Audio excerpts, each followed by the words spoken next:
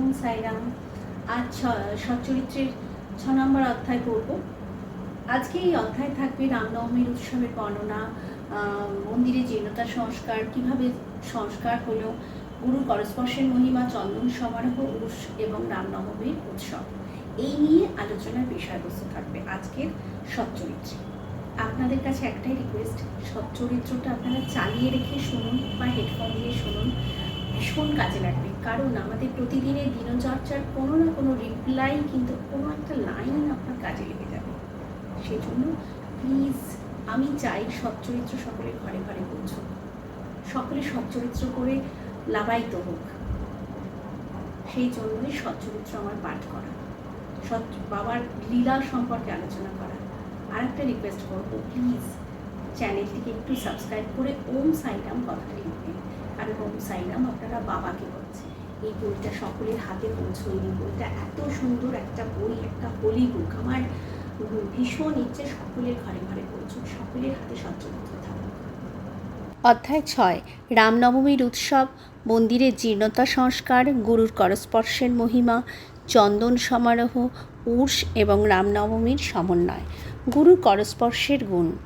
যখন সদ্গুরুই নৌকার নাবিক, তখন তিনি নিশ্চয়ই নির্বিঘ্নে ও সহজেই এই ভবসাগর পার করিয়ে দেবেন।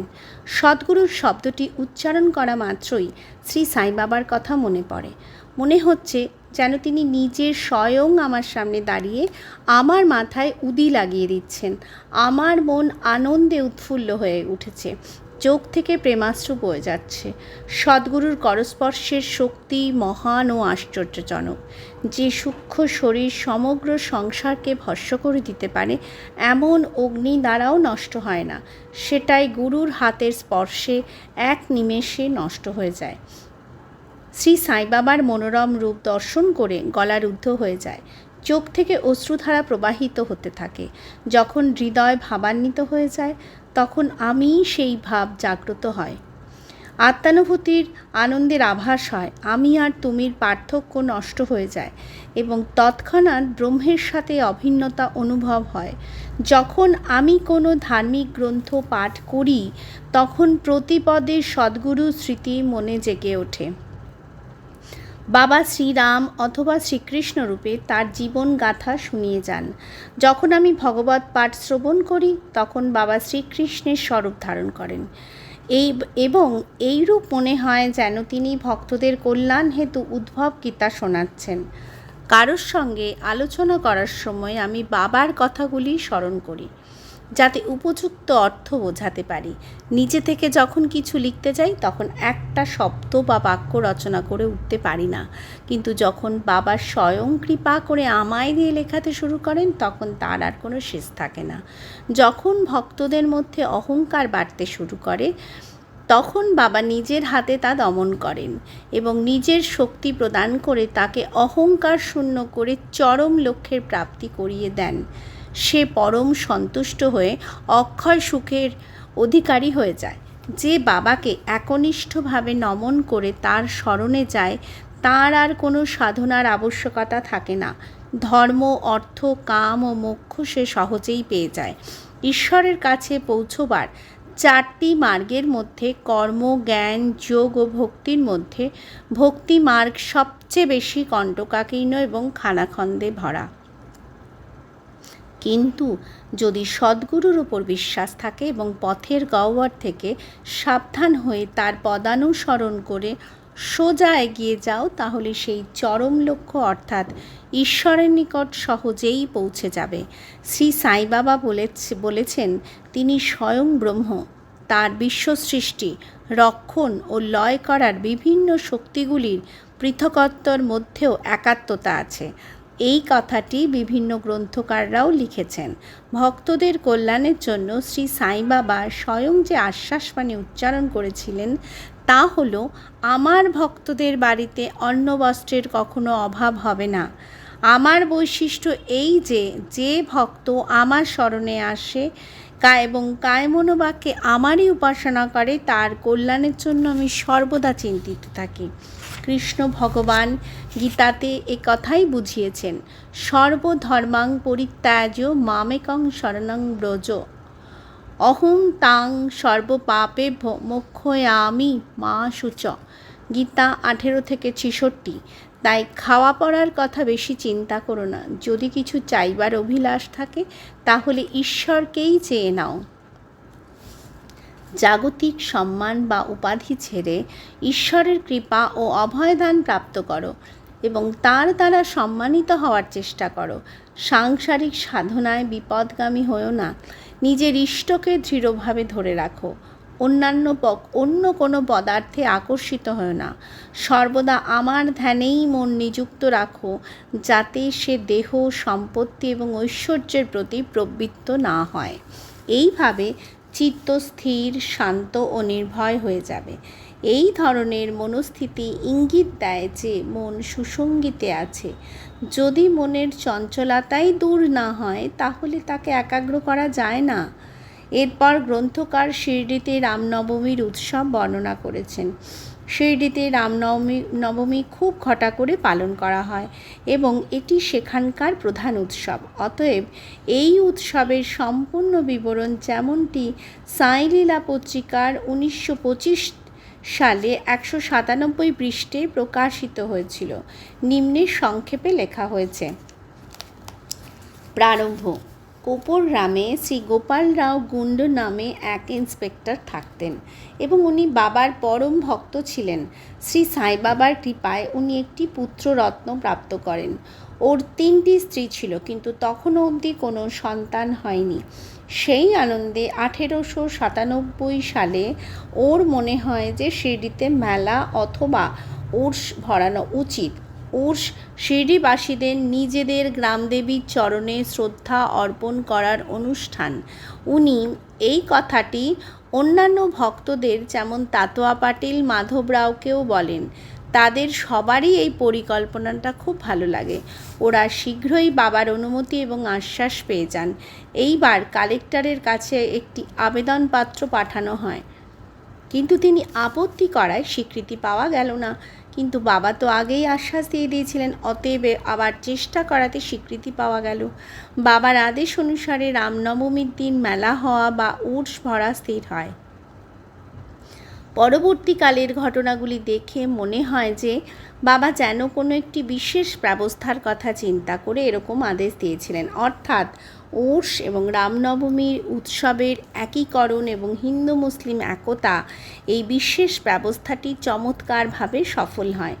প্রথম বাধা তো কোনো রকমে কাটল।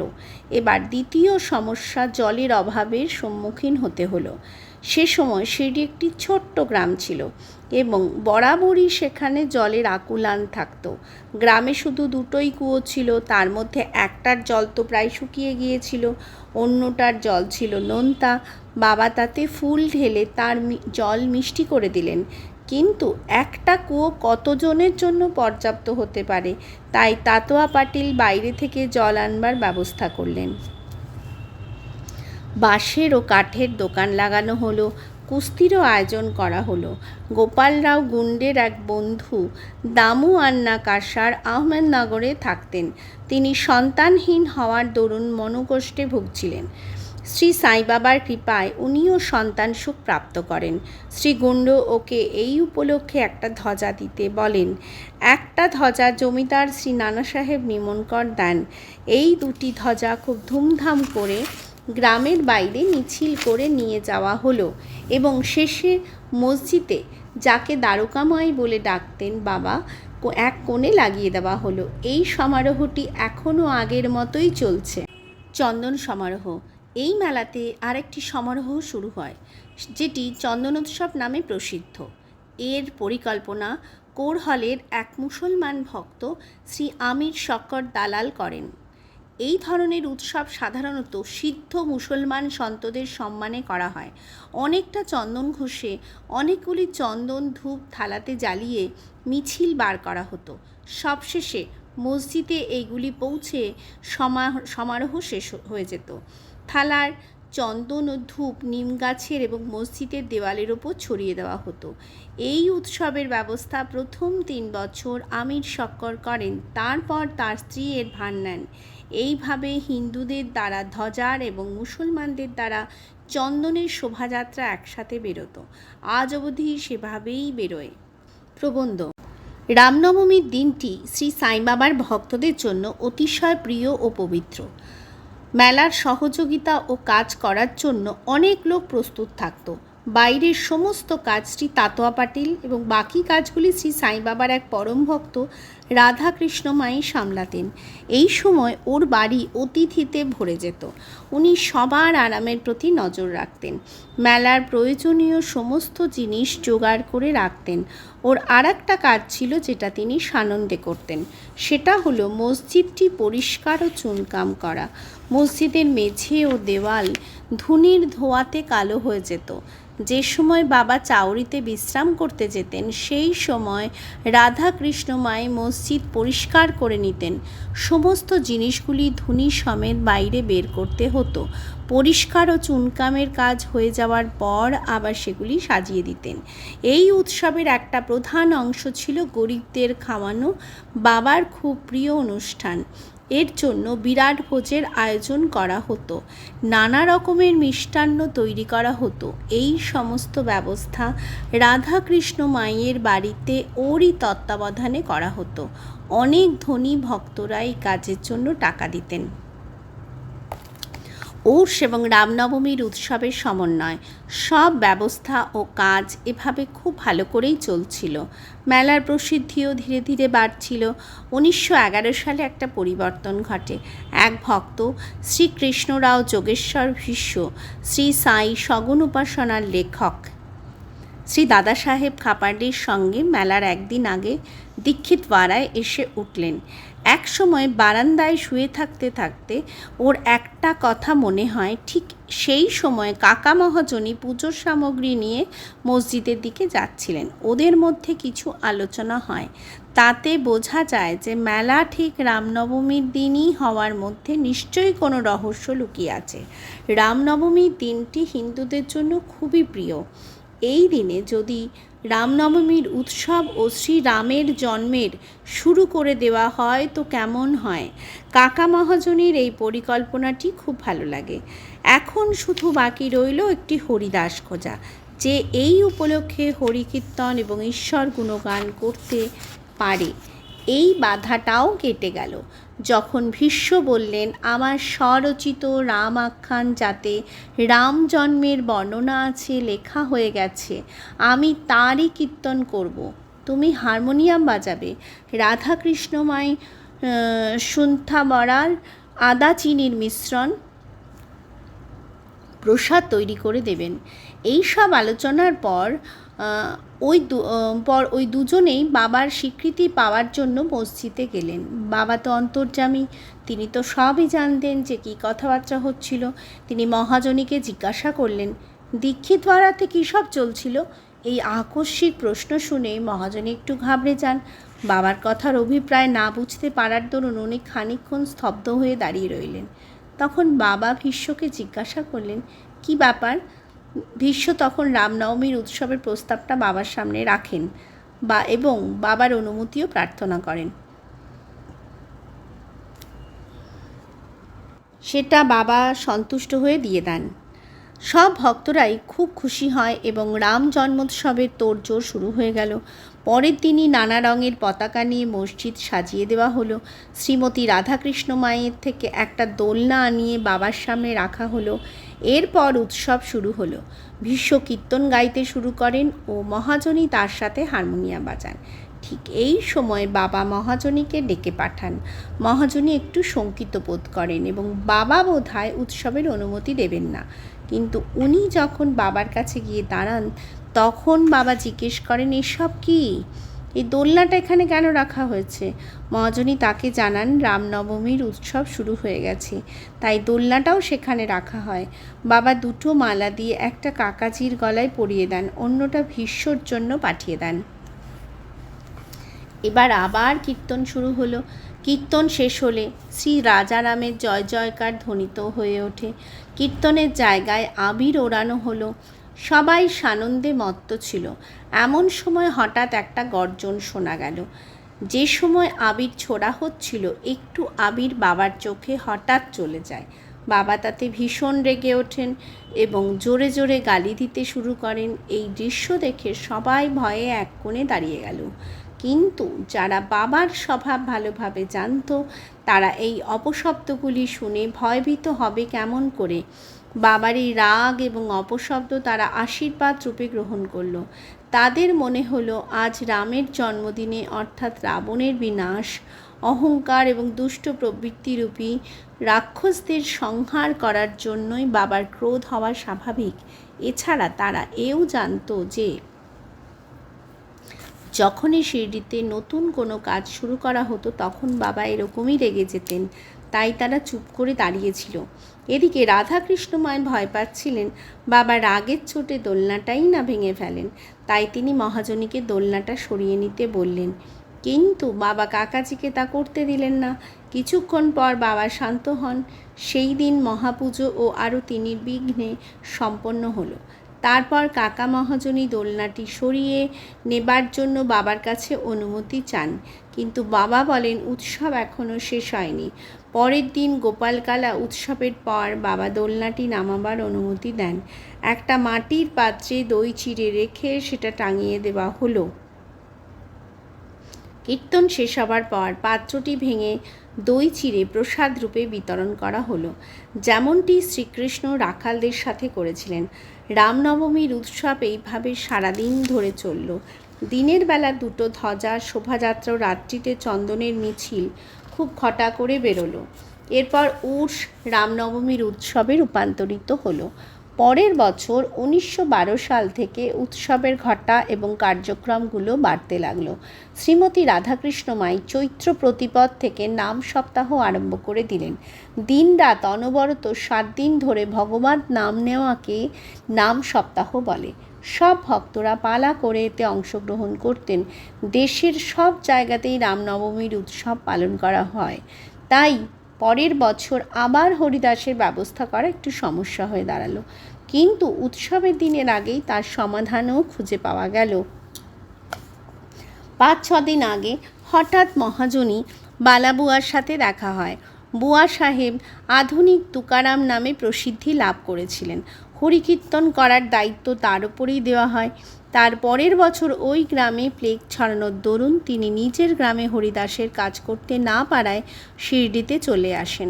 কাকা সাহেব দীক্ষিত ওকে কীর্তনের ভার দেবার জন্য বাবার কাছে অনুমতি চান। বাবা অনুমতির সাথে সাথে বুয়াকে যথেষ্ট পুরস্কারও দেন। 1914 সালে বাবা হরিদাসের সমস্যাটি পুরোপুরি মিটিয়ে দেন। তিনি এই কাজটির ভার দাসগণু মহারাজকে দেন। সেই থেকে দাসগণু মহারাজ এই কাজটি অত্যন্ত উৎসাহের সাথে পালন করেন। 1912 সাল থেকে উৎসবের ভক্তদের সংখ্যা বাড়তে লাগল। নামকরা পালোয়ানদের কুস্তির প্রতিযোগিতা আরম্ভ হয়ে গেল। গরিবদের জন্য খুব বড়ভাবে খাওয়ানোর আয়োজন করা হতো। রাধাকৃষ্ণ মায়ের ঘোর পরিশ্রমের ফলে শিরডি সংস্থানের রূপ অর্জন করল।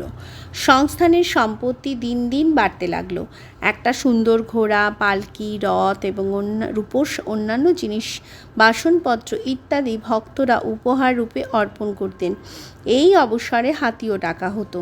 যদিও সম্পত্তিতে দিনের পর দিন বৃদ্ধি হচ্ছিল, বাবা সেসব থেকে সম্পূর্ণ নির্লিপ্ত এবং উদাসীন থাকতেন। তিনি এই সব জিনিস উপেক্ষার দৃষ্টিতে দেখতেন এবং সব সময় সাধারণ বেশভূষা ধারণ করে থাকতেন। মিছিল এবং উৎসবে হিন্দু মুসলমান এক হয়ে কাজ করত, কিন্তু আজ অবধি তাদের মধ্যে কোনো বিবাদ বা মতভেদ ঘটেনি। এই কথাটি বিশেষ উল্লেখযোগ্য। প্রথম লোকেদের সংখ্যা 5-7 হাজারই হতো, কিন্তু পরের দিকে এই সংখ্যা 75-80 হাজারে গিয়ে দাঁড়ায়। আজকাল তো এই দিন লক্ষাধিক ভক্তরা শিরডিতে সম্মিলিত হয়, তবু আজ অবধি না তো কোনো রোগ, নাই কোনো ঝগড়া দেখা দিয়েছে। মসজিদের জীর্ণতা সংস্কার, উর্স ভরানো, মেলা শুরু করার বিচারটি সর্বপ্রথম শ্রী গোপাল রাও গুন্ডের মাথায় জাগে। ঠিক তেমনই মসজিদের জীর্ণতা সংস্কারের পরিকল্পনা তার মাথাতেই আগে আসে। এই কাজের জন্য তিনি পাথর একত্রিত করান ও চৌকোনা করান, কিন্তু এই কাজের খ্যাতি তার ভাগ্যে লেখা ছিল না। সেটি নানা সাহেব চাদরকরের ভাগে পরে ও মেঝে বানানোর নাম কাকা সাহেব দীক্ষিত পান। প্রথমে বাবাই কাজের জন্য অনুমতি দেননি, কিন্তু স্থানীয় ভক্ত মহালসাপাতির প্রয়াসে স্বীকৃতি পাওয়া যায় এবং এক রাত্রিরেই মেঝে তৈরি হয়ে যায়। তখন অবধি বাবা একটা ছালার টুকরোর ওপর বসতেন। এবার এই ছালার টুকরোটি সরিয়ে সেখানে একটা ছোট্ট গদি রাখা হলো। মসজিদের উঠোনটা খুব ছোট্ট এবং অসুবিধাজনক ছিল। কাকা সাহেব দীক্ষিত সেটা বাড়িয়ে তার উপর ছাদ নির্মাণ করতে চাইলেন। যথেষ্ট দ্রব্য, বাঁশ ইত্যাদি কিনে আনা হলো। কাজও শুরু হয়ে গেল। দিনরাত পরিশ্রম করে ভক্তরা লোহার শিকগুলি মাটিতে গাঁথল। পরের দিন চাউরি থেকে ফেরার পর বাবা সেগুলি উপড়ে ফেলে দিলেন ও ভীষণ রেগে গেলেন। তাতোয়ার মাথার কাপড়টা খুলে তাতে আগুন লাগিয়ে দিলেন। রাগে বাবার চোখ দুটি লাল হয়ে উঠল। কারোর তার দিকে তাকাবার সাহস হচ্ছিল না। সবাই ভাবছিল এবার কি যে হবে। ভাগজি শিন্দে, বাবার এক পরম ভক্ত, যিনি কুষ্ঠরোগে ভুগছিলেন, একটু সাহস করে এগিয়ে গেলেন, কিন্তু বাবা তাকেও ধাক্কা দিয়ে পেছনে করে দিলেন। মাধব রায়েরও ওই একই দশা হলো। বাবা ওর ওপর ঢিল পাটকেল ছুটতে শুরু করলেন। যেই ওকে শান্ত করার চেষ্টা করতে যায় তারই ওই দশা হয়। কিছুক্ষণ পর বাবার রাগ শান্ত হয়। তখন বাবা একটি দোকানদারকে ডেকে একটি জরির কাপড় কিনে নিজের হাতে তাতোয়ার মাথায় বেঁধে দেন, যেন তাকে কোনো বিশেষ সম্মান দ্বারা অলঙ্কৃত করা হলো।